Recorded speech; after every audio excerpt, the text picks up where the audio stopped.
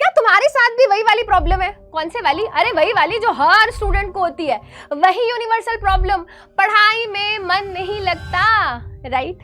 अब देखो बेटा, ये तुम अकेले नहीं, ये हर एक स्टूडेंट इस प्रॉब्लम को फेस करता है। बट सबसे पहले आस्क योरसेल्फ, जब तुम YouTube पे वीडियोस देखते हो, शॉर्ट्स देखते हो, ऑनलाइन गेम्स खेलते हो, इंस्टाग्राम पे रील्स देखते हो, वहां पर मन कैसे लग जाता है?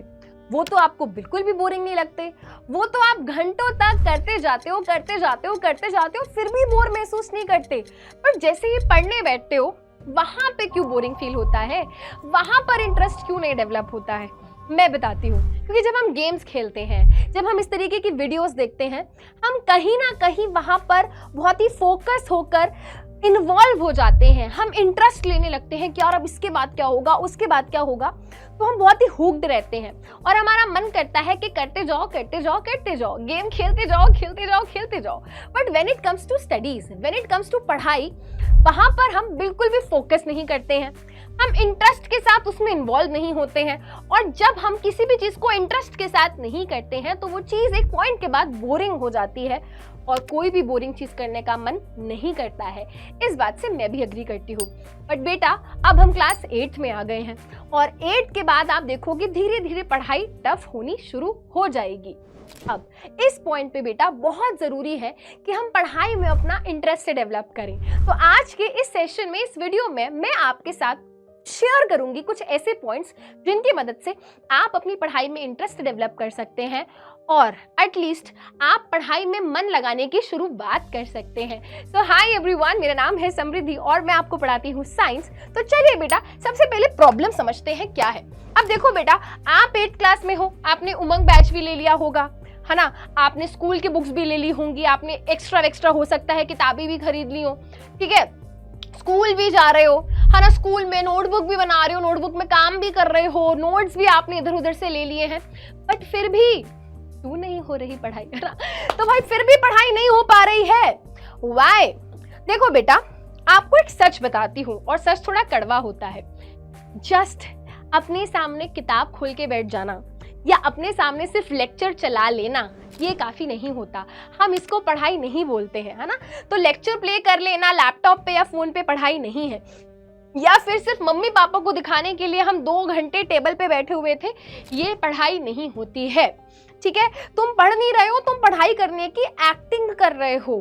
बट वही तो प्रॉब्लम है ना मैम, एक्चुअली में हो क्या रहा है, जैसे ही पढ़ने बैठते हैं सब कुछ बोरिंग लगता है। हाँ भाई, बिल्कुल लगता होगा, तुम्हारी गलती नहीं है इसमें, है ना? ऐसा होता है, बोरिंग लगता है। अब मैम कुछ चीजें समझ आती हैं, कुछ चीजें समझ नहीं आती। एंड द मोमेंट जब हमें चीजें समझ आनी बंद हो जाती हैं, है ना, तो भी मैम बिल्कुल मन नहीं लगता, बिल्कुल उस काम को करने का मन नहीं करता।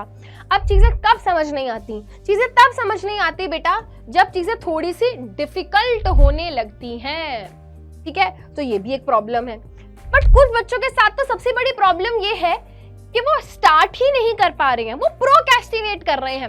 15 मिनट के बाद पढ़ेंगे, अरे नहीं आधे घंटे के बाद बैठेंगे, अरे अब तो 7:05 हो गए, अब तो 7:30 स्टार्ट करेंगे, अरे अब तो 7:40 हो गए, अब 8 बजे स्टार्ट करेंगे, है ना? तो ये डिस्ट्रैक्शन है भाई, है ना? ये एक तरीके की क्या है, ये एक तरीके की प्रोक्रेस्टिनेशन है, ठीक है? और सबसे बड़ी प्रॉब्लम डिस्ट्रैक्शन, है ना? हम पढ़ने बैठते हैं, फोन में लेक्चर देखना स्टार्ट किया, दोस्त का मैसेज आ गया, कोई नोटिफिकेशन आ गई, है ना?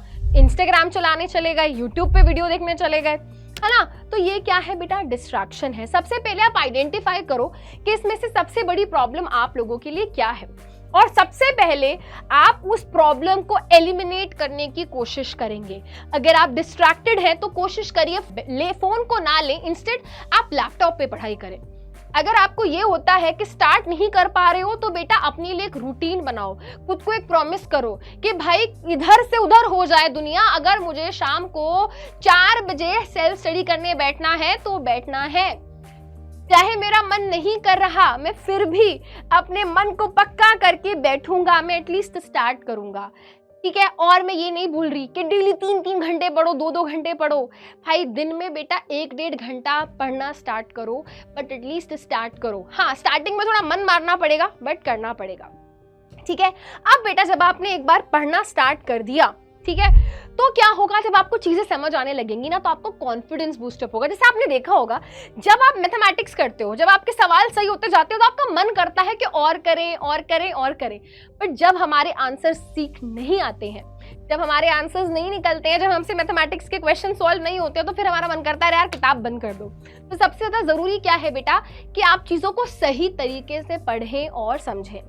ठीक है, चलिए अब बेटा पढ़ाई करने कैसे है। देखो बेटा, सबसे पहले जब हम बात करते हैं, आप स्टार्ट करिए बिल्कुल बेसिक से, स्टार्ट करिए आप एनसीईआरटी से।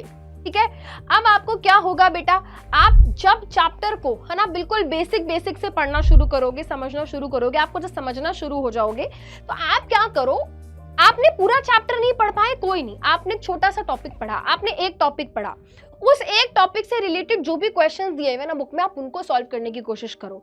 जब आप उन क्वेश्चंस का आंसर कर पाओगे ना, आपका खुद ऑटोमेटिक कॉन्फिडेंस क्या हो जाएगा, हाई हो जाएगा। तो आपका और उसको आगे पढ़ने का मन करेगा।